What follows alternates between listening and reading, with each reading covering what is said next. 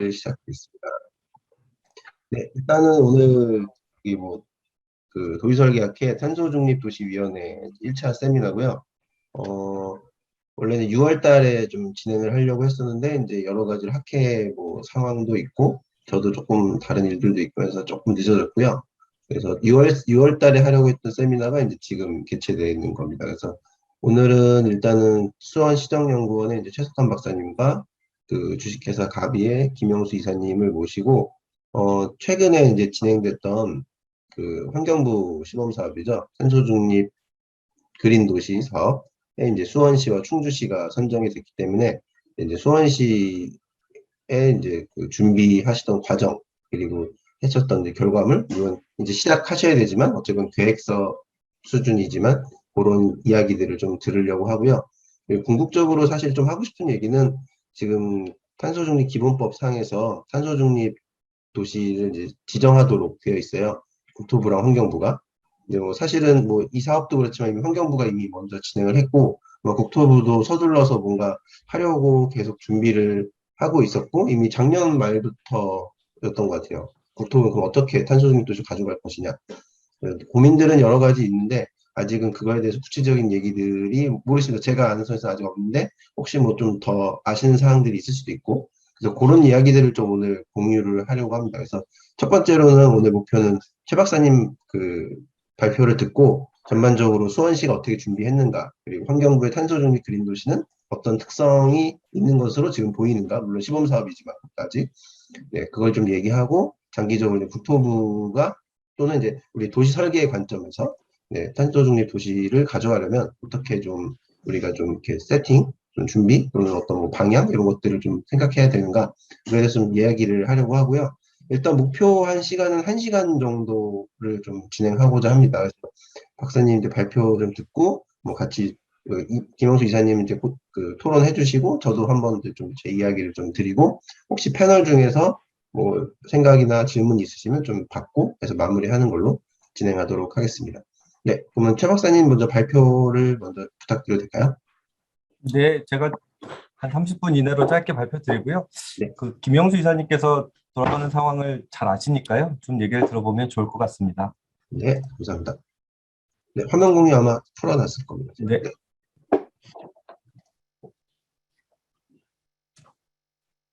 네, 네, 보이시나요? 네. 네. 예, 제가 오늘 우선 발표 드릴 거는 죄송합니다. 네네. 지금 뭐라 그러지? 그 전체 화면이 안 보이고 네. 그 뭐지? 슬라이드 두 개가 이렇게 나란히 보이는 그 모드가 돼 아, 있거든요. 네네. 이렇게 바꾸셔야 될 것 같아요. 되네요. 네, 잘 보입니다. 네. 예, 저는 수원시정연구원 도시공간연구 실장을 맡고 있는 최석환입니다. 예, 저는 도시계획, 도시설계를 전공했는데요. 이제 저희 연구원에 이제 기후 하시는 박사님도 계시고 또 생태 담당하시는 박사님도 계신데 이제 우연찮게 이번에 이제 이 준비는 이제 제가 주도해서 이제 하게 됐는데요. 도시 설계라는 학문이 그런 융합 학문이다 보니까 그런 장점은 좀 있는 것 같습니다. 저도 사실은 요거를 해 나가는 과정에서 물론 이제 친환경 도시에 대해서 많이 공부하긴 했지만 좀 더 구체적으로 이렇게 탄소 중립 그린 도시에 대해서 조금 더 들여다본 거는 처음이라 어쨌든 제안서는 어떻게 잘 준비해서 됐지만 부족한 부분은 김영수 이사님께서 조금 보완 설명해 주셔도 될 것 같습니다. 제가 오늘 발표 드릴 것은 탄소 중립 그린 도시 사업이 어떻게 공고가 됐고 어떻게 추진하려고 했는지에 대해서 예전에 그 공모 가이드라인을 보고 저희가 간단하게 취지에 대해서 좀 설명드리고요. 그 수원시는 어떻게 준비했는지 두 가지에 대해서 말씀드리겠습니다.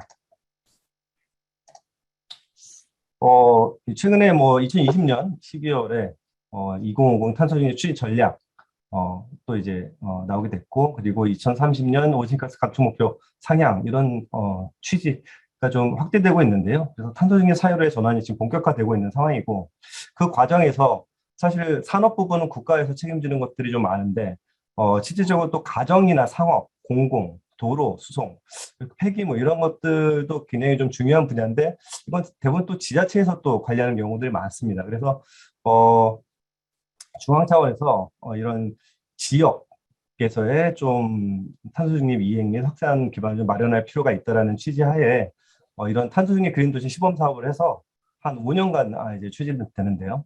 좀 생활 속에서 체감 가능한 이런 탄소 중립 공간 모델도 제시하고, 그리고 지역 중심의 탄소 중립 이행이나 확산을 좀 그런 기반을 좀 마련하자는 추진 그 배경으로 추진이 되었습니다. 특히 이제 도시 인프라별 이제 뭐 녹지로의 체질 개선이라든가 또 다양한 환경 기술이 지금 최근 많이 발전되고 있는데요. 그런 것들을 통해서 실질적으로 탄소 중립을 이뤄낼 수 있는 그런 것들에 좀 포커싱이 되어 있고요. 그리고 또 여기서 강조한 것이 이런 지자체의 자체 사업, 그리고 공모 사업으로 이제 400억을 주지만 지자체에서 할 수 있는 또 추가적인 사업, 그리고 환경부나 국토부 다른 데서 이제 지원받아서 할 수 있는 연계 사업, 이런 것들을 좀 적극적으로 발굴해서 연계를 해 나가는 데 좀 초점을 맞추고 있습니다. 그래서 개념으로 보면 이런 환경 기술이나 인프라를 기반으로 에너지 전환, 그리고 흡선 확충, 친환경제 촉진, 이런 것들을 통해서 이런 탄소 중립을 달성하기 위한 정책을 계획하고 구현하는 도시를 이제 탄소 중립 그린 도시로 이제 정의한 것 같고요. 그리고 아까 강조드렸듯이 지자체 자체 사업과 부처, 공공 및 민간 사업들을 최대한 연계해서 지역 중심의 탄소 중립을 이행해서 국제화시켜라.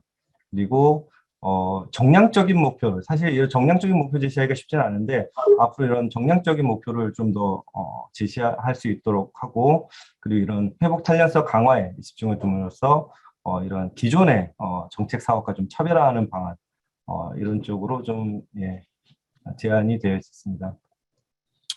그리고 이런 측면에서 추진 방향은 이런 일정한 공간 범역을 정하게끔 했습니다. 그래서 탄소 중립 그린 도시 이제 400억 사업을 본 사업이라고 이제 여기서는 얘기하고 있고, 그 지자체 자체 사업, 그 400억 사업 이외에 지자체에서 또 추가로 할 수 있는 사업, 그리고 중앙부처 사업과 연계할 수 있는 사업을 좀 집약해서 계속 이제 반복적이긴 한데요. 탄소 감축 효과를 극대화하고 선도 모델이 구축이 가능하다고 판단되는 지역을 선정하려고 좀 했었고요. 그 과정에 이 세 가지 이 사업들을 제안하게 되어 있습니다. 그리고 첫 번째는 탄소중립 기반 구축 사업, 하드웨어 사업이 주로 이루어져 있고요. 주로 에너지 전환과 흡수원 확대, 자원순환 촉진, 그리고 기후 탄력 등 탄소중립 특화 시설 설치, 뭐 이런 것들이 이제 포함되어 있습니다. 그래서 여기 분야별로 이제 각각 이제 400억의 최소 10% 이상을 할당하게 지금 되어 있었고요. 그래서 요거에 맞춰서 저희가 사업 제안서를 준비했습니다. 그리고 그 외에 이제 사회전환 프로그램 부분도 이제 소프트웨어 사업으로 예를 들면 이런 지자체 조례를 개선한다든가 지침, 그리고 주민과 협약해서 좀 뭔가 만들어간다든가 리빙랩 등 시민과 함께 할 수 있는 이런 사업들을 5% 이하로 잡을 수 있게끔 했고요. 그리고 이제 그 외에 이제 지자체가 할 수 있거나 아니면 다른 사업과 연계할 수 있는 연계 사업을 마련하는데, 이거는 이제 본 사업 400억 내에서는 이제 활용할 수 없고 그 외에 사업비로 하게끔 이렇게 추진 방향을 정했습니다. 우선 그 하드웨어 사업에는 이런 뭐 감축 효과 관리를 위한 이런 데이터 플랫폼도 포함되어 있고요. 그리고 온실가스 관리 시스템 이런 것도 포함돼서 에너지 전환 측면에서는 이런 수열, 하수열, 바이오가스, BIPV 같은 이런 화석연료에서 친환경 에너지로 전환하기 위한 인프라나 기술을 확충하는 부분에 40억 원 이상의 사업비를 넣을 수 있게 해놨고요. 그리고 생태 자원을 활용한 탄소 흡수원 확대, 뭐 녹지대를 마련한다든가 훼손지를 생태 복원한다든가 그린 인프라를 확충하는 이런 것에 40억 이상, 그리고 물순환, 그리고 폐기물 순환, 이런 그 자원순환 촉진 측면에서 접근할 수 있는 것들을 한 40억 이상의 사업, 그리고 이런 그늘막, 옥상 녹화, 벽면 녹화, 재해 관리 등 기후변화 적응 측면에서 할 수 있는 사업을 40억 이상 또 하게끔 제시를 하고 있었습니다. 그리고 사회전환 프로그램 내용이 그런 주민과 할 수 있는 사업들이 들어가 있고요. 그리고 연계 사업에는 특히 이제 공공과 민간 사업도 이제 연계해서 시너지 효과를 제고할 수 있게끔 해서 이런 여러 가지 민간과 공공의 참여도 열어 두었는데요. 근데 이제 좀 이게 좀 저희 사업을 준비하면서 좀 아쉬웠던 것은 그러니까 민간하고 공공하고 같이 한다고 해놨는데, 예를 들면 국토부의 스마트 도시 사업은 처음부터 민간하고 같이 해서 들어가면 그 같이 참여한 기업들이 그 사업을 하게끔 되어 있거든요. 근데 이 사업은 그렇지는 않습니다. 그냥 이 자체 비용으로, 민간의 자체 비용으로 또는 공공 그 이제 지자체가 자체 비용으로 해서 할 수 있게끔만 해놨고, 이 사업에 이제 들어올 수 있는 구조는 아닙니다. 그건 나중에 아마 경쟁 입찰이나 이런 걸 통해서 들어올 수는 있겠지만, 이 사업에 들어왔다고 해서 자연적으로 그 기업이나 공공에게 이 사업비를 주지는 않는 걸로 지금 되어 있습니다. 환경부에서 제시한 이 탄소중립 그린도시 모식도를 보시면 이런 아까 말씀드린 그 에너지 전환, 순환경제, 기후 적응, 흡수원 이런 것들이 이 도시 이 바운더리 내에서 적정 도시 바운더리 내에서 한 동 정도, 동 이하 정도 될 것 같은데요. 그 정도에서 이제 다양하게 적용될 수 있는 이런 구조를 만들어 보라는 게 이제 아마 이 예시적인 모식도로 표현을 한 것 같고요. 사업 절차는 이 공모 선정과 시행계획 수립, 사업협약 체결, 그리고 사업 시행 평가 모니터링 5단계로 지금 현재 계획을 한 걸로 알고 있는데요. 현재는 공모 선정까지 이제 된 상황입니다. 2022년 1월에서 3월까지 이제 공모를 받았고요. 저희가 3월 말까지 저희가 제안서를 준비해서 4월에 선정이 됐습니다. 근데 사실은 이 공고 자체가 2개월 정도밖에 안 됐었기 때문에 사실 준비하는 과정이 굉장히 빠듯했었고, 그런 것들을 이제 이번에 진행하면서 환경부와 그다음 환경연구원에서 이제 주도를 했었는데, 이게 좀 단기간에 준비하는 게 이게 쉽지 않은 사업, 특히 400억 사업인데 한 두 달, 세 달 내에 준비하는 게 쉽지 않다는 거를 좀 확인을 했고 다시 한번 그래서 다음 공고 때는 아마 지금처럼 400억까지는 아니지만 낮춰서 많은 지자체들이 참여할 수 있게끔 할 예정인 것 같은데요. 그때는 아마 공고 기간이나 이런 것들이 좀 더 여유 있게 나올 걸로 생각이 듭니다. 그래서 이제 이 선정이 되면 이제 지금 현재 시행 계획을 지금 준비하려고 합니다. 그래서 이제 충주와 이제 저희 수원이 됐으니까 이 두 개소에 대해서 각 16억 원씩 이 400억 이내 400억에 포함된 금액입니다. 그래서 16억인데 실제적으로 계획 수입비는 요거는 이제 MP 자문단 비용까지 포함된 비용이기 때문에 실시 계획 비용은 한 10 뭐 좀 넘을 것 같은데요. 이거를 현재 준비하고 있고 한 1년 정도 향후 이제 실시 계획을 수립해서 시행 계획에는 그 온실가스에 대한 상세, 현황, 진단 이런 것들도 들어가 있고요. 제안서 제시한 사업에 대한 구도와 그리고 온실가스 감축 사업 등에 대한 추가 발굴 적용 그리고 온실가스 감축 기본 계획과 2030 중장기 탄소 중립 전략 수립 그리고 전문가 자문단 에 대한 조직 운영 활성화 뭐 이런 것들이 이제 포함되게끔 해서 시행 계획을 좀 더 구체화하려고 하는 현재 단계에 있습니다. 그 이후에 이제 내년 시행 계획이 이제 수립이 되면 내년도에 이제 사업 협약을 체결해서 그 시행 계획에 따라서 각 사업별로 이제 사업들이 진행이 될 것 같고요.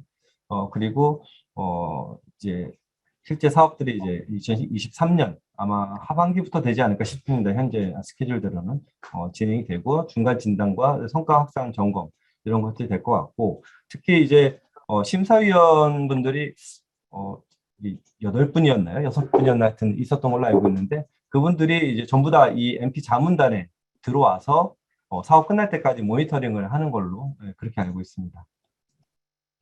사업 주체별 역할은 이제 지자체가 우선 중심이 돼서 지역 여건과 사업 특성에 따라 이런 참여 협력해서 이제 시너지 효과를 극대화해라 이렇게 하고 있고 그래서 이제 여기서도 이런 지자체와 공공민간 협약 체결 이런 것들에 대해서 강조를 했는데 이거에 대해서 이제 사실은 인센티브는 사실 없어서 이건 조금 아쉬웠던 부분이 있습니다. 그리고 환경부에서는 이 사업 대상 도시를 선정하고 재정적 행정적 지원 그리고 전문가 자문단을 통해서 이 사업이 잘 되도록 이끌어가는 역할을 하고 있고요. 그리고 지자체는 전반적으로 이 사업을 주관해가고 그리고 사업비를 매칭하게 되고 그리고 이 지자체 연계 사업들을 최대한 활용해서 이 사업과 연계해서 이제 좀 이 사업을 확산시키는 그런 역할을 하고 있고요. 그리고 공공과 이제 다른 이제 민간 차에서는 이 공공과 민간이 함께 참여해서 여기서 뭔가 또 다른 파급 효과를 낼 수 있는 그런 부분을 조금, 그리고 새로운 비즈니스 창출할 수 있는 그런 구조를 만들 수 있게끔 이렇게 사업 주체별 역할이 마련되어 있습니다. 한 5년간 400억 원 사업비가 지원되는데요. 국비가 60%, 240억 원 정도 지원되고, 나머지 이제 160억 원 정도는 이제 광역과 기초가 나눠서 내게끔 되어 있습니다. 그래서 수원시 같은 경우가 이제 한 30%를 지불하게 되고요. 경기도가 10% 정도 지원을 하기로 됐습니다. 여기서 이제 보면 시행계획, 2022년도에는 시행계획 수립하는데 16억 정도 이제 잡아놨고요. 거기에서 국비 9.6억과 지방비서 6.4억이 포함되어 있고, 그다음 2023년부터 이제 이 사업 실제 사업비에 이제 이렇게 총 384억 원이 이제 한 4년 동안 투입될 예정입니다. 그리고 이제 이런 재정 행정적 지원과 더불어 이런 계획 수립 등의 협력을 이제 지원하고 있는데요. 환경부에서 아까 말씀드렸다시피 이 전문가 자문단, 이 평가위원을 중심으로 준비를 해서 평가하신 분들이 직접 실행하는 것까지 모니터링해서 밀착적으로 자문하고 이렇게 전문성과 현실성을 좀 제고하는 부분으로 좀 진행을 하고 있습니다. 이 사업에 대해서 이제 신청할 수 있는 여건은 우선 탄소 중립 선도 모델이 가능하다고 판단되는 지역이었습니다. 그래서 이런 근린생활권이라든지 15분 도시 이내에서 이제 일정한 공간 범위형 내에서 뭔가 탄소 중립 연계 사업을 좀 집약해서 뭔가 파급 효과가 있는 이런 지역을 좀 선정을 해라 라고 했고, 그리고 지역마다 여건이 다르기 때문에 자체적으로 이제 일정 부분 인정을 결정할 수 있게 되고, 그리고 온실가스 감축을 위한 이런 선도 모델이 가능한 규모를 적절하게 설정을 해라. 그래서 사실은 가이드라인이 굉장히 좀 약간 좀 범위가 넓어서 저희 나름대로 해석하는 부분들이 좀 많았는데요. 저희도 이제 적정 수원 지역에 맞는 그런 것들을 좀 정해서 제안을 했습니다. 신청 주체는 사실은 광역지자체로 되어 있었습니다. 그래서 이 특광역시 그리고 도, 특별자치시, 도 이렇게 되어 있는데요. 이제 경기도 같은 지역은 최대 2개 사업을 신청할 수 있게 돼 있어서 경기도에서는 2개 도시만 선정을 좀 가능했던 부분이 있었습니다. 그래서 저희가 환경부에 제출하기 전에 경기도에서 사전에 미리 어떻게 보면은 이제 경선을 이제 치른 거죠.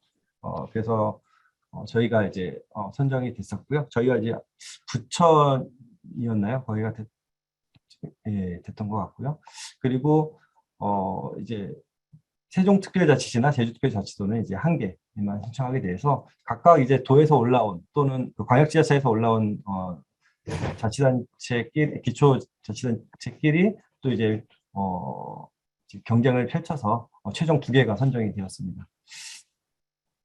탄소중립 그린 도시는 이런 온실가스, 결국에는 온실가스를 어떻게 감축할 것이냐, 그리고 그거에 대해서 어떻게 우수 사례를 좀 발굴 확산할 것인가에 대한 사업이었고, 그리고 광역지자체 차원에서 이제 정책 방향과 그 중점 지역과의 연계성, 그리고 지역 특성을 고려한 대표성 등을 고려해서 이렇게 신청을 할 수 있게끔 해놨고요. 그래서 중간에 이제 경기도에서 이제 답사도 오시고 중간에 이제 선정하는 과정들이 있어서 실질적으로 3월 말까지 제출이었지만 이미 3월 중순에 경기도에서 이제 경선이 이루어졌기 때문에 실질적으로 준비할 수 있는 시간은 거의 2달도 채 되지 않았던 것 같습니다. 그래서 일정은 이제 1월 5일에 이제 공고가 났었고, 그 이후에 이제 참여하고자 하는 지자체는 환경부 또는 그 환경연구원 주최하고 있는 곳에서 기본적인 계획서에 대한 컨설팅 자문이 좀 이루어졌었습니다. 그래서 저희가 생각하고 있는 방향에 대해서 이미 사업 공고하기 전에 미리 좀 방향을 좀 짚어주는 과정들이 좀 있었고요. 다만 좀 아쉬웠던 거는 이 컨설팅 자문에서 나왔던 얘기들과 실제 평가에서 이뤘던 내용들이 약간 차이들이 좀 있었습니다. 그래서 왜냐하면 이 컨설팅 자문했던 분들이 온전히 이제 평가위원으로 들어가지는 않았기 때문에 약간의 이제 그 혼선이 있었던 것 같습니다. 뭐 그게 또 나쁜 건 아니었는데요. 근데 어쨌든 이제 준비하는 입장에서는 약간의 방향성 제시 측면에서 약간은 조금 아쉬웠던 부분이 좀 있었는데 그런 부분 좀 보완이 될 것 같습니다. 그래서 3월 말에 제안서 접수가 이루어졌었고요. 4월 초에 이제 서면 평가 그리고 현장 실사가 있어서 그리고 최종 발표 평가를 통해서 최종 수원과 충주가 선정이 되었습니다. 평가 기준은 크게 이제 서면 평가 50%와 발표 평가 50%로 되어 있었고요. 이제 사업 여건에 대한 부분, 그리고 사업 계획 내용에 대한 부분, 그리고 뭐 이런 전담 추진 조직 같은 이 추진 체계 관리 부분, 그리고 사업 관리 이런 부분이 이제 서면 평가의 주된 평가 내용이었고요. 그리고 발표 평가는 이제 지자체 추진 역량과 이제 사업 계획에 대한 적정성 이런 측면으로 되어 있었습니다. 그리고 이제 가점 사항들이 좀 있어서 저희가 눈여겨 봤었는데 이런 국토부라든지 뭐 환경부, 산자부 이런 사업들과 연계할 수 있는 사업들을 최대한 연계하라 이런 것들이 이제 가점에 있었고요. 그리고 지자체에서 하고 있는 예를 들면 수원시 같은 경우에도 녹색 건축물 지원 사업이라고 해서 노후된 건축물을 조금 이렇게 뭐 창호라든지 교체해 줄 수 있는 지원 사업이라든가 그리고 또 이제 산자부나 또 뭐 이런 데서 하고 있는 뭐 태양광 보급 사업 그리고 뭐 이런 수소 전기차 보급 사업 뭐 이런 여러 가지 국가 지방에서 매칭하고 있는 사업들도 많습니다. 사실 그런 것들을 최대한 이 지역에 좀 더 포커싱해서 할 수 있게끔 저희가 제안서를 구축해서 좀 연계할 수 있는 방안들 저희가 좀 제시했었습니다. 그리고 이제 공급 민간 탄소 중립 사업과의 연계라고 해서 이제 그런 민간 기업이라든지 기업 이런 데들과 연계하는 것도 있어서 저희도 한 두 개 기업과 연계해서 이거 조금 시너지를 내려고 했었습니다. 이런 내용을 바탕으로 수원시가 준비한 내용에 대해서 좀 간단하게 보여드리고요. 네, 궁금한 사항은 좀 더 자세한 것들은 예, 좀 물어보시면 그럼 추가적으로 답변 드리겠습니다. 예, 저희의 주제는 이게 탄소 중립 또 중요하지만 이런 탄소 중립을 이루기 위한 그런 밑바탕 이걸 통해서 그린 경제로까지 확산될 수 있는 부분을 조금 저희가 포커싱 했고요. 수원시는 사실은 아시는 분은 아시겠지만 염태영 전 시장님이 사실은 그 환경운동가 출신이고 해서 환경에 대한 관심이 그동안 많았었고 12년간 이제 행정을 하시면서 이런 사실 커다란 굵직한 사업을 보면 뭐 생태유통 수원 이런 것들이 좀 굵직하다고 할 수 있지만 이런 자잘하게 환경에 대한 부분들을 많이 좀 이렇게 추진해 나갔었습니다. 그래서 뭐 기후변화 체험 교육관도 만들고 그리고 이런 큰 행사들도 개최를 하고요. 그리고 이런 햇빛발전소 시민 사회가 주도하는 햇빛발전소도 했고 그래서 이런 수원이 가지고 있는 환경에 대한 진정성에 대해서 저희가 조금 처음에 포문을 열었고요. 사업 대상지는 여기 수원에 대해서 좀 잘 모르시긴 하겠지만 이 경부선이 이렇게 지나갑니다. 여기 이제 수원역이 이제 이쯤 있고요. 여기가 이제 고생역이 있습니다. 이제 수인선으로 가는 이제 인천으로 가는 전철이 있는데요. 여기 고생역 그 밑에 부분들 요 부분에 있습니다. 이 지역은 사실은 여기 호매실 지구가 일부 포함되어 있고요. 그래서 공동주택이나 상업지구도 포함되어 있고 그리고 권성구청이 이제 있는 공공기관이 몰려있는 행정타운도 이제 위치하고 있고요. 그리고 오래된 저층 주거단지도 몰려 있습니다. 그리고 요 밑에는 산업단지가 현재 880개 업체, 뭐 한 6,800여 명이 이제 하고 있는 산업단지들도 이렇게 배치해 있고요. 그리고 이 황구지청과 서우천이 이제 흐르고 있어서 대상지를 관통하고 있습니다. 그래서 이런 자연적인 요소와 더불어 어떻게 보면은 다양한 공공부터 주택, 민간주택 그리고 사업체까지 다양한 사실은 여건들이 있어서 이 여건들에서 어떻게 하면 탄소 중립을 이뤄낼 수 있을지에 대해서 테스트베드하기에 굉장히 좋은 여건이었다고 저희가 판단을 했고 특히 이제 산업단지 같은 경우에는 여기가 이제 주차난 그리고 교통이 불편해서 대부분 차를 끌고 오기도 하고요. 그래서 이제 여기가 굉장히 이제 좀 차량으로 이제 뒤덮여 있는 곳입니다. 그래서 이런 문제들을 결국 온실가스와 이제 관련 있는 부분이라서 이 부분을 어떻게 우리가 조금 온실가스 저감 측면에서 해결할 수 있을까 이런 부분을 조금 미션을 넣어서 추진했던 부분도 좀 있었습니다. 수원시의 이제 탄소 배출량은 한 580만 톤 정도 이제 되는데요. 이 사업 대상지를 이제 뭐 이거는 사실은 정확하게는 알 수 없지만 인구나 이 지역에 사는 여건을 고려해서 이제 대충 추정을 해보면 한 20만 톤 정도 저희가 추정을 했고요. 그 중에 이제 도로 수송 그리고 사업과 공공에서 많은 부분 차지하고 있는 것으로 저희가 파악을 했습니다. 그 과정에서 그래서 이제 에너지 전환 측면에서는 저희가 이런 그 공공행정타운을 최대한 플러스 에너지 타운으로 만들자. 그리고 주거단지 내는 대부분 이제 태양광이라든지 뭐 녹화 이런 걸 통해서 에너지 자립마을로 이제 만들자. 그리고 그런 아까 산업단지를 중심으로 그리고 또 음식물 자원화 시설이 이제 하나 있는데요. 거기에서 이제 일부 수소를 은폐수를 통해서 수소를 생산할 수 있는 기술을 가진 기업이 있어서 환경부 이제 안림 사업도 하고 있고 해서 그 기업과 연계한 그린 수소를 활용한 탄소 중립 모빌리티를 한번 구현해보자. 이런 것들이 이제 에너지 전환 측면에서 저희가 제시를 했었고, 나머지는 이제 뭐 탄소 중립 가든이라든지 해서 흡선 확대, 그리고 도심 온도를 낮추기 위한 기후 쉼터를 조성하는 부분, 그리고 폐기물 관리와 그리고 이제 물에 대해서 좀 수원이 앞서가고 있어서 레인시티 수원을 활용한 자원순환 촉진 이런 부분들이 주된 사업으로 저희가 제시를 했고 그걸 통해서 2020년까지 26년까지 한 30% 정도의 온실가스 감축 목표를 잡아서 제안을 했습니다. 플러스 에너지 행정타운 조성 안에는 이런 탄소중립 그린 도시 이제 스마트 센터를 구축해서 실질적으로 실시간 또는 달별로 실제 건물에서 나타나는 온실가스를 모니터링 한번 해보자라는 부분이 있고요. 그 다음에 이제 공공기관 뱀스라든지 그린 리모델링을 통해서 최대한 에너지를 저감할 수 있는 기술을 적용해보자.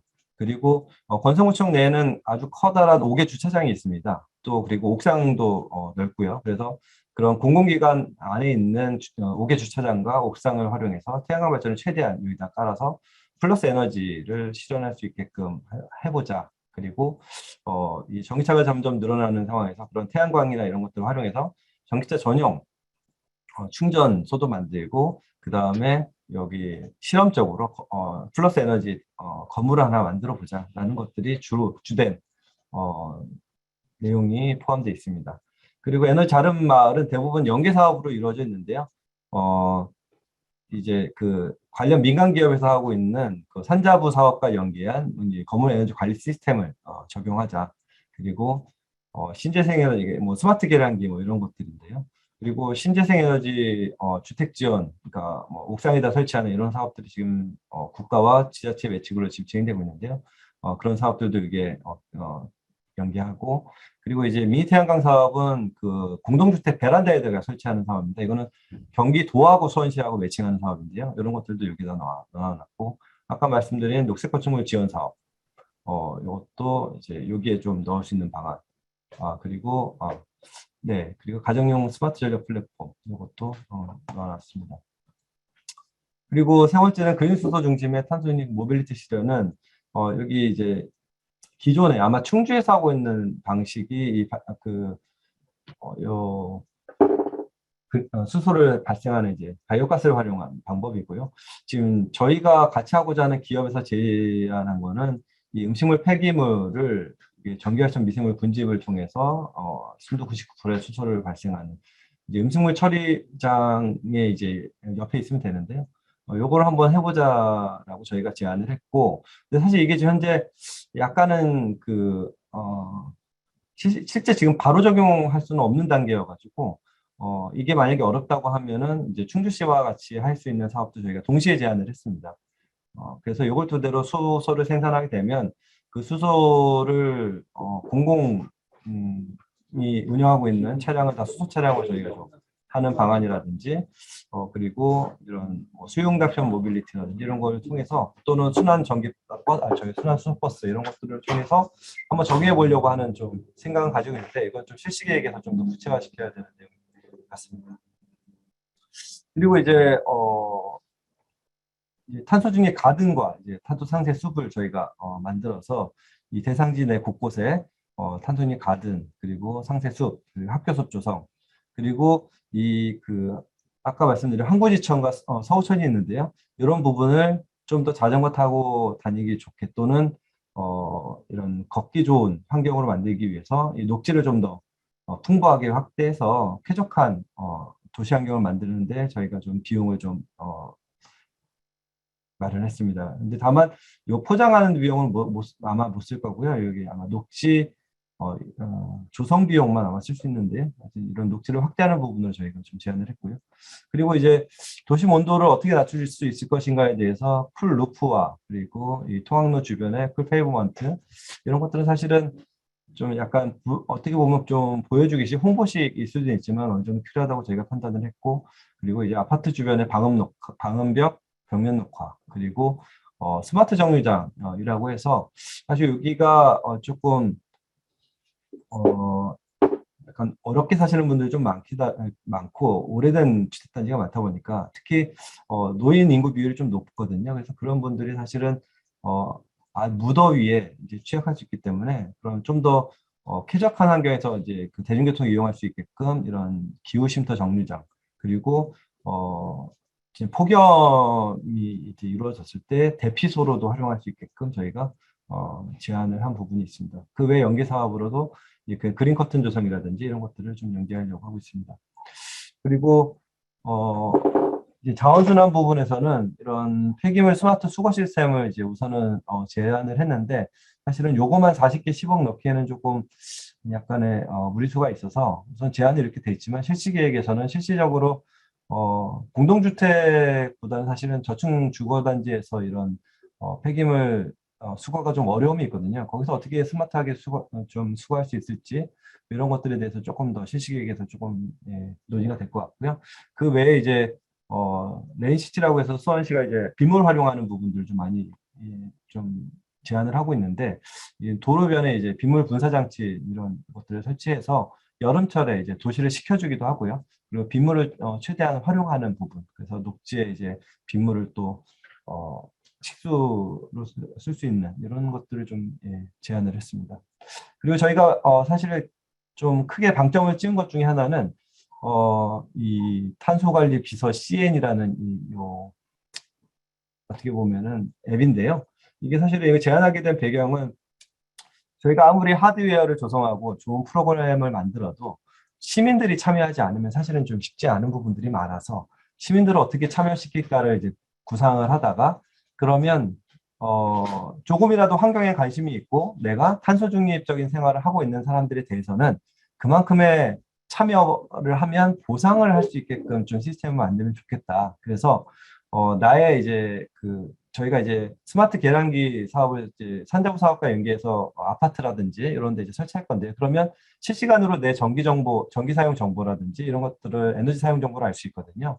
그리고 정보만 줘도 사실은 5% 정도, 10% 정도 이제 에너지를 감소시킬 수 있는데, 거기에 더해서 내가 특히나 더 좀 절약하는 데 노력을 한 게 증빙이 되면, 그런 것들을 포인트를 줘서 그 포인트를 뭐 저희 수원페이와 연계시킨다든지, 아니면 이런 환경을 생각하는 기업, 그러니까 카페라든지, 뭐 예를 들면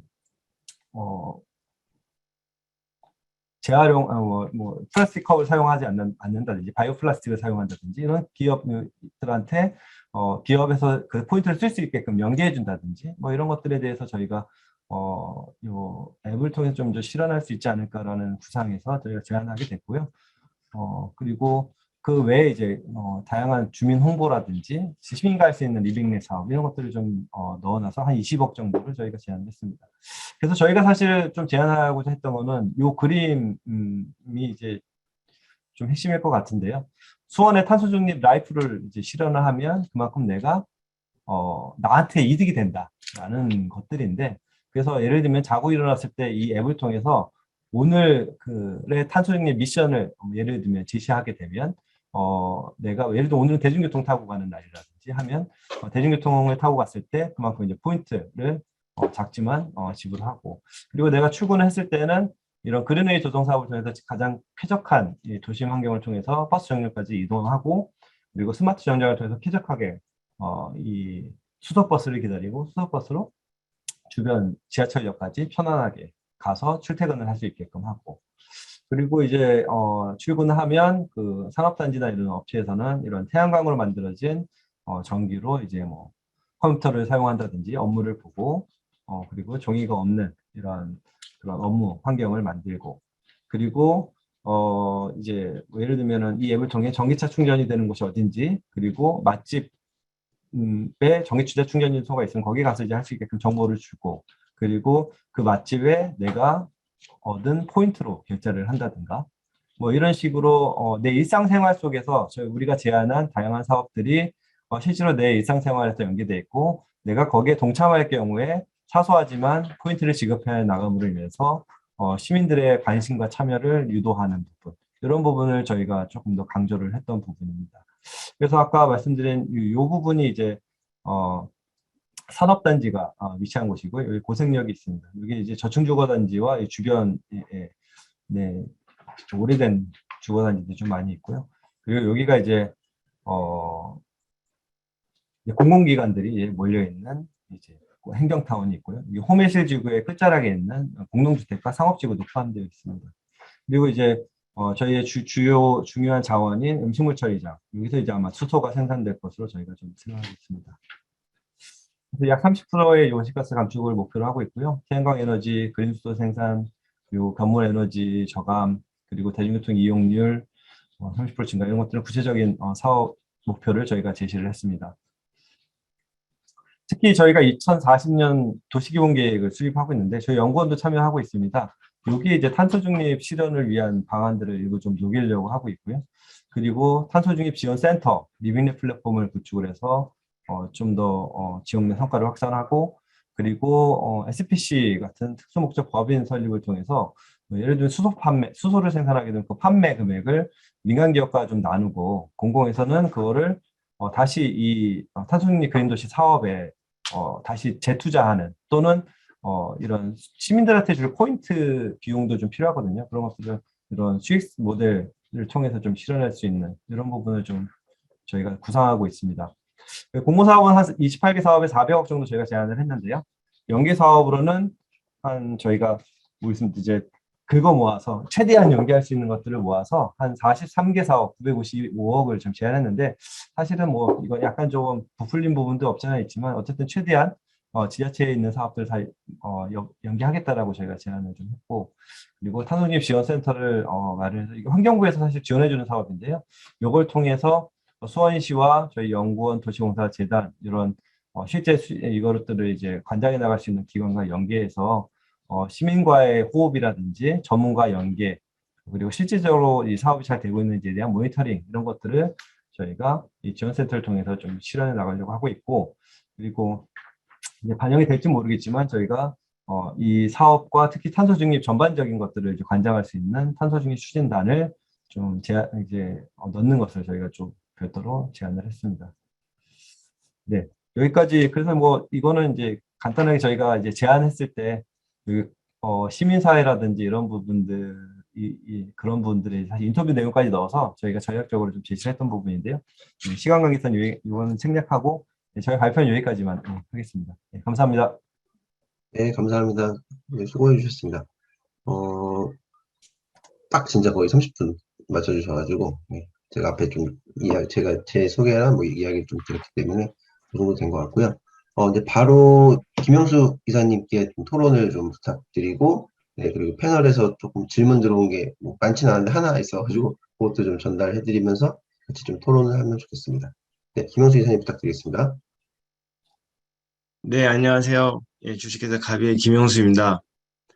우선 수원시가 탄소중립 그린도시 선정되신 거 축하드리고요. 일단 제가 예전에 석사까지는 이제 도시 설계 위주로 하다가 이제 어쩌다 보니 시간이 지나서 이제 기후 환경 쪽으로 이제 박사를 받는 과정에서 전체적으로 조금 도시 설계와 그다음에 지금 최근에 이슈가 되고 있는 탄소 중립 관련된 기후 환경과를 좀 양쪽에 양다리를 걸치고 있는 약간 그런 성격인 것 같습니다. 그래서 도시공학에서 생각하시는 분들이 탄소 중립을 어떻게 바라보는지, 그다음에 환경공학과 출신에서는 탄소 중립을 어떻게 바라보는지에 대해서 간단하게 설명을 먼저 드려보면, 환경공학에서는 시설 단위, 그러니까는 우리가 탄소 중립을 하면 그동안에는 어떤 시설에서 어떻게 줄이겠다라는 관점으로 접근을 굉장히 많이 했습니다. 그래서 지금까지 그렇게 됐었고, 그러다 보니까 이제 온실가스를 줄이는 거는 지원 사업을 하더라도 시설 단위로 국가에서 지원을 했고, 그리고 실질적으로 많은 시설들에서 저희가 어떻게 줄여나갈지를 모아가지고 국가 목표를 수립하는 뭐 그런 설정이었습니다. 그런데 이번에 탄소중립 기본법이 제정이 되면서 이제 국토교통부에서 강하게 이제 어필을 했습니다. 도시 단위에서 접근을 해야 이게 탄소 중립이 가능하지 않을까 이런 식으로 국토교통부에서 어필이 됐고 그러다 보니까 탄소 중립 기본법 제정할 때 탄소 중립 도시라는 단어가 들어갔고 그거를 환경부와 국토부가 공동으로 추진하는 방법으로 앞으로 진행이 됐고요. 그래서 환경부는 점적으로 환경공학 출신은 점적으로 탄소 중립을 바라봤고 그거를 시행을 했고 근데 이번에 탄소 중립 그린 도시 공모전이나 아니면 탄소 중립에 대한 개념들을 보면 이제는 그 점들을 어떻게 엮고 그 엮은 과정에서 우리 도시에 사는 시민들이 어떻게 참여하고 그래서 전체적으로 연계를 해서 줄여나가는 그 공간적인 입장으로 바라보는 게 생긴 것 같습니다. 그래서 그런 부분에 대해서는 굉장히 저는 긍정적이라고 생각을 하고 있고요. 이번에 수원시에서도 진행한 그런 탄소 중립 그린 도시가 실질적으로는 확산이 돼서 그 이제 많은 지자체에서 공간을 녹여낼 수 있고 그다음에 도시 설계하시는 분들이 다양한 설계를 통해서 탄소 중립을 구현할 수 있는 그런 시대가 됐으면 좋겠다는 생각을 가지고 있습니다. 그다음에 지금 탄소 중립 그린 도시 관련해 가지고 이번에 환경부에서 추진한 거는 국비가 60%가 투자가 되었지만 400억이다 보니 지방비가 40%만 해도 240억 정도 아니 160억 정도 어마어마한 큰 예산이라 조그만한 지자체에서는 할 수 없는 그런 사업이었어요. 그러다 보니 이번에 대체로 공모전에 오신 분들 지자체를 보면 좀 규모가 있거나 아니면 어느 정도 사업을 많이 할 수 있는 여건이 있는 지자체가 됐었다라고 볼 수가 있을 것 같고요. 그리고 나서 지금 현재 전체적으로 이런 내용들이 얘기를 해보니까 이제 농업이 중심인 지자체 아니면 수산업이 중심인 지자체에서는 어떻게 공모사업을 참여를 할지에 대해서 고민이 좀 필요하다라고 해서 이번에 탄소중립 그린도시 전체 운영을 하신 환경연구원 책임자분과 좀 얘기를 나눴었는데 일단 환경부에서는 그렇게 되는데 국토교통부는 제가 얼핏 알기로는 방향성이 우리 지금 수원시에서 2040 도시기본계획을 탄소 중립을 좀 포함해서 가고 있는데 그런 부분들을 가지고 도시기본계획부터 탄소 중립에 대한 내용을 집어넣고 그 우수한 도시기본계획에 우수한 내용이 들어가 있는 지자체들 대상으로 장기적으로 선정해서 투자하는 그렇게 해서 나가는 방향으로 알고 있습니다. 그래서 앞으로는 도시 계획 단위에서 도시 기본계획 그다음에 그것들을 도시에 어떻게 내려갈지 그런 부분들이 중요한 것 같고요. 예전에는 뭐 스마트 도시, 그다음에 수소 시범 도시 이런 것들이 개별적으로 나왔던 게 이제는 탄소 중립 도시에 모두 포함돼서 들어와야 되는 사업들이 아닌가 뭐 이렇게 이루어지고 수원 시범도시 관련해서도 제가 울산 시범도시 할 때 참여를 한 경험이 있는데 수소 시범도시 같은 경우에는 어차피 수소를 발전하고 개발하는 거는 산자부에서 주로 역할을 하다 보니 도시계획에서는 어떻게 다루시냐면 그들을 도시에 어떻게 내리고 그런 부분들이 도시 시설로 어떻게 적용될 수 있는지 인프라 구축 그다음에 안전 이쪽으로 좀 많이 접근을 하는 것 같더라고요. 그래서 그런 부분들은 앞으로 우리 도시 설계를 하시는 분들은 실질적으로 그 해당 시설이 그 공간에 들어왔을 때 주변에서 어느 정도를 어떻게 공간 계획을 하고 설계를 해내가야 될지가 좀 핵심인 것 같고요. 그다음에 도시 기본 계획부터 그런 게 이제 담아지다 보면 자연스럽게 하위 뭐 지구 단위 계획 그 밑에 단지 계획까지 내려갈 때 그런 탄소 중립 계획 요소가 들어가야 되는 부분들인 것 같습니다. 근데 이제 이거는 전체적인 흐름인 것 같고 제가 도시공학, 도시설계 전공하시는 분들하고 얘기를 하다 보면 개념은 대충 아는데 탄소 중립을 하기 위한 실질적인 온실가스 감축이라든가 이런 것들에 대한 개념이 많이 좀 약할 수밖에 없다. 왜냐하면 평생을 설계를 하시던 분들이 갑자기 온실가스 감축 막 이런 내용으로 들어오다 보니까 그래서 제가 생각할 때는 앞으로 도시공학을 하시는 분들도 온실가스 감축 기술에 대한 아니면 감축 방법에 대한 개념을 이해할 수 있는 시간이 좀 필요하지 않을까라고 생각이 듭니다. 그래서 뭐 제가 오늘 토론자로 참석은 했지만 혹시 향후에 기회가 되면 온실가스 감축 방법론에 대해서 제가 한번 설명을 할 수 있는 시간을 뭐 가질 수 있다면 그렇게 해서 우리 참석해 주신 분들한테 온실가스를 어떤 요소에서 어떻게 감축이 되고 이런 감축되는 요소들이 도시에서 어떻게 표현이 되고 있고 기술적인 부분을 조금은 개념이라도 좀 잡고 가야 내가 도시 설계를 할 때 이런 기술은 여기에 이렇게 적용이 되고 좀 확산이 될 수 있다. 이런 내용들이 좀 필요한 거는 같습니다. 그래서 수원시에서 추진한 내용 중에 가장 환경부나 국토부가 좋아했었던 모델은 뭐냐면 시민 참여형입니다. 일단은 지금은 시민이 참여하지 않으면 온실가스를 줄일 수 있는 것이 지자체 단위에서는 없고 그러다 보니까 시민 참여형으로 갔었던 부분들에 대해서는 굉장히 좋은 아이디어였고 그런 아이디어가 좋은 결과로 이어지지 않았나 싶습니다. 그래서 뭐 제가 주저주저 떠들었는데 탄소 중립 그린 도시를 시작으로 우리나라 탄소 중립 도시에 대한 내용은 앞으로 법도 만들어졌기 때문에 계속 관심 있게 갈 것 같고요. 오늘 12시 전에 뉴스 나온 거에 아니 오늘 이제 조금 있다 뉴스가 나온 것 같은데 그 유럽에서 텍소노미 그거 할 때 원전력하고 천연가스를 포함하는 내용으로 또 진행이 되고 있습니다. 그래서 전체적으로 도시계획을 하고 탄소 중립을 공부를 하시는 분들은 이 에너지 활용에 대한 측면도 같이 고민이 됐으면 좋겠다라는 부분이고 제가 어떤 주제를 어떻게 설명해야 될지 몰라서 일단은 제가 아는 범위 내로 주제주제 떠들어 봤는데 뭐 궁금하신 거나 뭐 있으면 제가 좀 온실가스 관련해서는 제가 배출량 산정, 감축량 산정, 감축 기술 이런 부분들에 대해서 도움을 드릴 수 있을 것 같고요. 일단 이 정도로 제가 드리고자 하는 말씀을 여기서 줄이도록 하겠습니다. 감사합니다.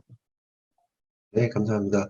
네, 안 그래도 나중에 한번 좀 부탁을 드려야겠네요. 네, 발표 좀 부탁을 드려야 될 것 같고, 제가 나중에 그럼 따로, 좀 시점을 잡아서 한번 연락을 또 드리겠습니다. 네, 말씀드릴게요. 알겠습니다. 네.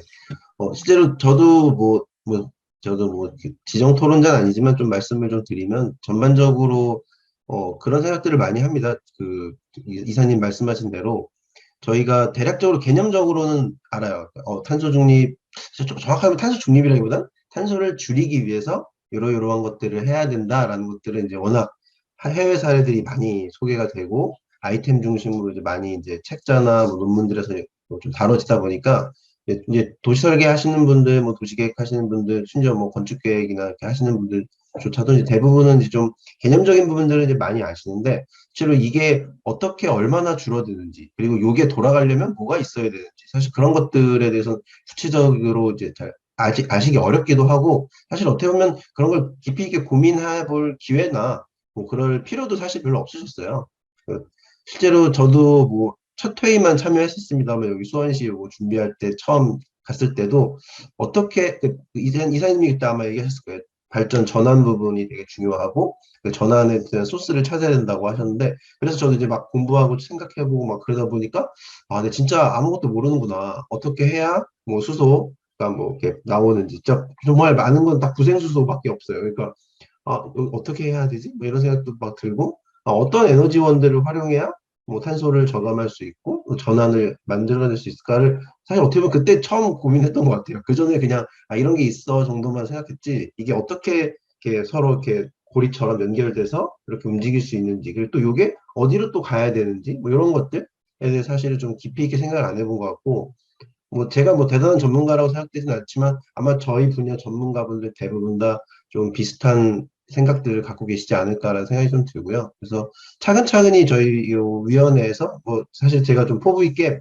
매달 세미나를 기획하고 있기 때문에 한 달에 한 번씩 좀 다양한 주제들을 다루면서 이런 것들을 좀 저희가 좀 이 기반을 좀 만들어 나가면 좋지 않을까 생각이 좀 들었고요. 아마 작년 말쯤이었을 거예요. 그 기본법은 좀 만들어진 지 좀 됐고, 작년 말쯤에 이제 시행령 만든다고 이제 막 바쁘게 여기저기서 이제 자문도 많이 불러주시고 해서 본의 아니게 이제 참여를 많이 해서 얘기도 듣고 제 이야기를 할 기회가 좀 있었는데, 사실 그때 이제 도시계획, 도시설계 관점에서 제일 좀 기초 작업을 해야 된다고 생각했던 것들은 국토부에 제안드렸던 거는 그거였어요. 도시기본계획 수립에 이제 담는 건 당연히 중요한데, 문제는 지자체들이 그 탄소 배출량 자체를 지금 산정한 경우들이 뭐 물론 옛날에 산정을 해놨지만 그게 많이 이제 공유가 안 돼 있기도 하고 지자체마다 그 갭이 되게 크더라고요. 그래서 수원시 같은 경우는 이미 그 데이터를 받으셔서 업데이트를 몇 년 동안 계속 하셔서 어떤 상황인지를 좀 현황을 파악하고 계신가 하면 그렇지 않은 지자체들도 많이 있어서 그러면은 도시기본계획 수립할 때부터 그런 관련된 전문가 어떤 단을 좀 만들어서 자문단 같은 걸 좀 만들어서 뭐 당장 뭐 잘하는 데들 뽑아줄게 이게 아니라 그런 데들을 찾아가서 그런 탄소 배출량 산정부터 당신네들이 지금 하시려는 그런 기본 계획의 여러 가지 요소들이나 그 부문들의 계획들이 탄소 관점에서는 어떤 영향, 그 부정적인 부분도 있고 긍정적인 부분도 있고 한 것들을 계속 컨설팅을 해서 정말 뭐 이렇게 탄소 중립을 기본으로 한 도시 기본 계획이 좀 만들어졌으면 이런 생각이 좀 들었고, 그래서 그거를 좀 하시면 어떠냐고. 그래서 그렇게 해서 1차적으로 한번 컨설팅을 하고 그 안에서 좀 좋은 것들을 뽑아서 이제 우수 사례를 좀 보여주고 뭐 지원금도 좀 지원하고 이렇게 해서 풀어나가면 어떻는지에 대해서 좀 제안을 드렸는데 뭐 모르겠어요. 뭐 제안은 드렸죠. 아직은 뭐 근데 후속은 따로 들은 건 없기도 하고 아마 따로 얘기가 없는 거 보니까 그냥 흐지부지 된 것 같아요. 근데 제가 사실 그게 뭐 제가 대단한 아이디어를 생각한 건 아니고 옛날에 보니까 스마트 시티 챌린지라고 미국에서 미국 교통성에서 했던 그 사업이 약간 그런 느낌을 갖고 있었어요. 그래서 그런 거가 되게 필요하겠다 생각을 해서 이제 좀 제안을 드렸던 상황이고 아무튼 그런 식으로 저희가 좀 도시기본 계획도 그렇지만 또 도시개발 사업 계획들도 많이 있고 뭐 지구단위 계획도 있고 그런 것들을 좀 말 그대로 이제 조금 새롭게 세팅하는 그런 기회가 필요하고 이사님 말씀하신 대로 에너지 관점에서 그리고 우리 탄소 관점에서 다시 한번 그것들을 좀 돌아볼 필요가 있어요. 뭐 그게 필요하다는 얘기는 사실 많이들 하는데 이제 본격적으로 좀 뭔가 진행이 돼야 될 필요가 있을 거라고 생각이 듭니다. 그래서 좀 그 정도 제가 말씀드릴 수 있을 것 같고 약간 연계해서 좀 뭐 질문이 하나 들어온 게 있어요. 저기 호치민, 그러니까 베트남 호치민 건축대학교 교수님이신데 황선아 교수님께서 좀 저한테 직접 질문을 좀 하나 주셨는데 지금 기본적으로 뭐 저희가 지금 얘기한 거대로 탄소 중립을 만들기 위해서는 그 도시의 어떤 특수성, 자연적인 특수성이나 그 여건들이 좀 매우 중요한데 특히 이제 중요하게 보신 거를 흡수원 쪽을 좀 중요하게 보신 것 같아요. 그렇기 때문에 현재 지금 수원시 자체 또는 이제 수원시에서 요 지금 시범 사업을 한 지역의 어떤 환경적인, 천연 환경적인 특성, 이런 것들, 그리고 이것들이 이산화탄소 흡수하는데 어느 정도 좀 긍정적으로 보셨는지, 뭐 이런 것들을 좀 질문을 주셨거든요. 그래서 이건 최석한 박사님께서 네, 그 사이트 또는 뭐 수원시에 대한 어떤 자연적인 상황이나 탄소 흡수원 측면에서의 좀 이야기를 조금만 해주시면 좋겠습니다. 네, 저희가 그쪽 지역이 사실은 중요하다고 자연적으로 되게 중요한 지역인 게 황구지천과 서호천이 거의 만나는 지점이고요. 그리고 이제 수달도 살고 있는 지역입니다. 그리고 이제 수원 청개구리라고 이제 그 청개구리 중에 이제 또 더 이제 사실은 귀엽고 작고 약한 이제 종이 하나 있는데 그게 수원 청개구리가 있습니다. 그래서 거기가 예전에 이제 서식지이기도 했고요. 그리고 칠보산 자락이 이제 내려오는 지역이기도 합니다. 그리고 그 지역이 군공항으로 인해서 사실은 개발이 어느 정도 좀 많이 제한된 지역이다 보니까 나대지 그리고 또 이제 농지로 이제 지정된 부분도 있고 개발 제한구 위쪽으로는 개발 제한구역들이 이제 분포하고 있어서 전반적으로 환경이 좀 우수한 지역이고 바람길로서의 역할도 굉장히 충분히 하고 있는 지역입니다. 그래서 저희가 그런 생태적인 부분을 조금 더 저희가 보완하기 위해서 그 지역을 좀 선정한 부분도 좀 있고요. 그리고 이게 사실은 온실가스 감축을 하라고 돈을 이제 준 사업이긴 하지만 이제 환경부 사업이다 보니 제 그냥 개인적인 생각으로는 생태보건이라든가 녹지가 없으면 사실은 좀 이 사업이 완성되지 않다는 그런 기조가 좀 있는 것 같아요. 사실 녹지는 제가 아는 한은 온실가스 감축에 아주 많이 기여하지는 않습니다. 예, 근데 사실은 반면에 기후변화 적응 측면에서는 굉장히 중요한 요소라고 생각을 합니다. 그러니까 흡수율이 높지는 않지만 이 녹지가 바로 옆에 있음으로 인해서 그 체감되는 그런 시원한 효과, 온도 저감 효과들이 충분히 있고, 이런 것들이 이 마을, 도심 곳곳에 사실 녹지가 분포되어야만 사실은 그런 쾌적성, 특히 코로나 이후에 사실은 야외 활동, 야외 공간에 대한 중요성이 더 늘어났기 때문에 그런 측면에서 녹지가 좀 더 존중받아야 되고 저희가 좀 더 그런 공간을 좀 만들어야 된다는 측면에서 접근을 했었고요. 다만 이제 탄소 흡수적인 측면은 좀 높지 않았다는 점. 그렇지만 그럼에도 불구하고 꼭 필요한 요소라는 점에 저희가 포커싱해서 좀 접근했던 부분이 있습니다. 네, 감사합니다. 이사님께서 조금 보완 설명해 주시겠다고 해주셔서 이사님 좀 부탁드리겠습니다. 네, 우선은 우리가 흡수원에 대해서 사람들이 오해하시는 게 있습니다. 이게 조금만 심어도 온실가스를 많이 흡수할 것이라는 인식이 있어요. 그래서 어느 공무원이든 접하다 보면 가장 많이 말씀하시는 게 나무 심으면 되잖아라는 말씀을 되게 많이 하시는데요. 실질적으로 이렇게 생각하시면 될 것 같습니다. 수원시에서 수백만 톤의 온실가스를 배출하고 있는데 우리가 1헥타르죠. 100m, 100m 공간에 10년생 나무를 빼곡히 씹으면 1년에 한 4에서 5톤 정도 온실가스 감축 효과가 있습니다. 그렇기 때문에 실질적으로 우리나라의 이 조그만한 땅에서 나무를 심어서 온실가스를 흡수하는 거에 대해서는 생각보다 흡수량은 많지는 않고요. 다만 우리 최 실장님께서 말씀해 주신 것처럼 도시 내에서 흡수원은 다른 역할을 할 수가 있습니다. 도시 기온을 떨어뜨려서 그 주변에 예전에 청계천이 처음에 나왔을 때 그 주변의 온도가 약 3도 가까이 떨어지는 효과가 있었다고 합니다. 그러면 그만큼이 되면 우리가 그 주변의 상가들이나 이런 데서 에어컨을 조금 덜 쓰겠죠. 뭐 그런 그다음에 그 부수적인 것들 이렇게 있을 수 있고요. 그다음에 흡수원이 우리나라에서는 우리가 그 온실가스 배출량 산정할 때 흡수원을 잡는 거는 새로 심어야만 인정이 되고 있거든요. 그래서 우리나라는 6.25가 터지고 전부 민둥산이 되고 그 이후에 심었다 그래서 국제사회에 흡수하고 있다라고 얘기를 많이 하고 있는데요. 전체적으로 지금 우리가 심었던 나무들이 그러니까 이렇게 나무를 심으면 계속 흡수하시는 줄 아는데 또 시간이 지나면 흡수를 안 합니다. 그러니까 흡수한다는 개념이 뭐냐면 흡수해서 나무가 자기 몸을 만드는 겁니다. 그래서 우리가 나무 이파리가 생겨나고 나무 가지가 생겨나는 거에 탄소가 들어와서 흡수가 된다라는 개념이기 때문에 어느 정도 시간이 지나면 또 흡수량이 또 적어진다. 이런 부분이 있고요. 그 다음에 제가 하나 아까 설명을 드리려다가 놓친 게 있는데 우리 도시 설계에서 하시는 개념하고 이쪽에서 실적 온실가스 인벤토리를 구축하고 산정하는 부분하고 개념이 조금 다르다 보니 도시 설계에서 하시는 분들이 온실가스 감축이라고 제안한 게 실제 감축량 산정에서는 더하기 배출량으로 잡히는 경우들도 있습니다. 그래서 이런 부분들이 우리가 아까도 제가 말씀드렸지만 이게 개념에 대한 이해 없이 이거는 온실가스를 줄일 거야 라고 해서 우리가 이번에 수원시도 공모사업이 있었는데 흡수원으로 잔뜩 깔았다. 예를 들면 그러면 뭐 한 1%?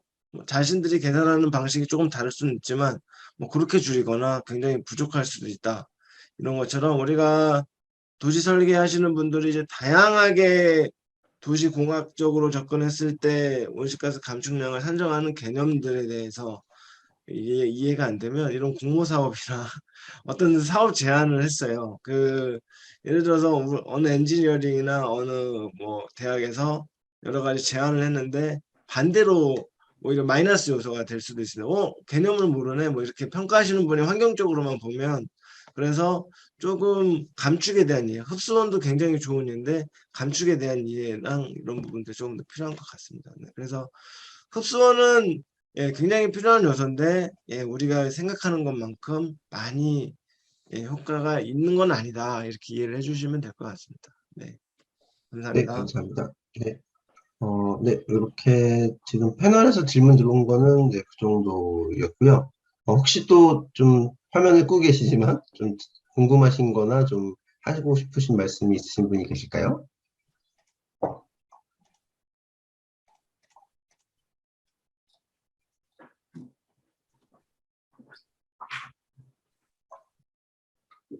따로 아마 없으신 것 같습니다. 네, 그러면은 네, 제가 혹시 뭐 최 박사님이나 뭐 이사님 혹시 좀 추가로 한두 마디 좀 더 하실 말씀? 네, 마지막으로 아까 김용수 이사님께서 중요한 얘기를 해주셨는데, 제가 이제 수원시 기후변화 대응 종합계획도 지금 현재 다루고 있는데, 거기에서 이제 온실가스 이제 감축하는 부분 또는 산정하는 부분 이런 거에 있어서 사실 김용수 이사님 자문도 좀 받고 하면서 느꼈던 거는 실제와 실제하고 이 온실가스 감축하고 차이가 있을 수는 있겠지만 실질적으로 어쨌든 이 감축량을 산정하는 룰이 있고, 그리고 요 룰에 의해서 감축량을 인정받아야 사실은 그만큼의 또 그 인센티브라든지 이런 것이 주어지기 때문에 우리가 이 실질적으로, 그러니까 실제 이게 어떻게 보면 효과가 더 클 수도 있지만 이 사업을 통해서, 그렇지만 또 이걸 산정하는 또 현재의 한계죠. 어떻게 보면은 정량적으로 해석할 수밖에 없으니까. 이 부분에 대해서 우리가 조금은 이해를 해야 아까 김용수 사님도 얘기했지만 그래야지 그걸 가지고 또 우리가 또 저희가 좀 더 어필을 할 수 있는 부분이 있어서 물론 이제 현실과 괴리는 있겠지만 그래도 그 부분을 좀 짚을 필요가 있는데, 김용수 이사님께서 아까 그 부분을 좀 설명해 주시겠다고 하셨으니까 한번 들어보면 그것도 큰 도움이 될 것 같습니다.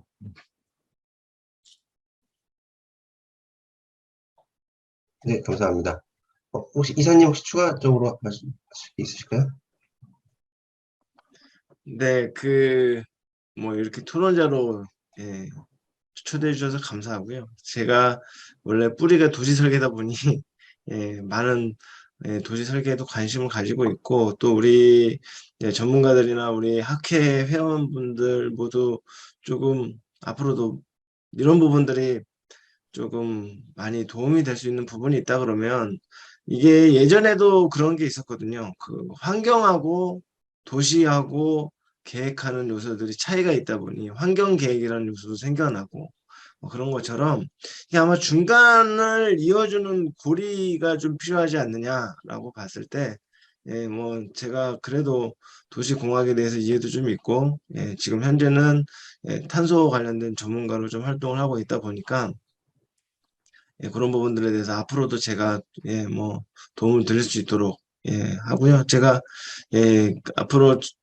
뭐 필요하신 부분이 있으면 우리 교수님이나 우리 요청해 주시면 열심히 제가 활동하도록 하겠습니다. 네, 감사합니다. 네, 감사합니다. 네, 그럼 제가 이제 마무리로 한마디 드리고 이제 정리를 하겠습니다. 여기 지금 다시 보기 좀 부탁드린 분들이 있어서 채팅창에 메일 주소 남겨주시면 제가 뭐 영상 공유해 드릴 거고요.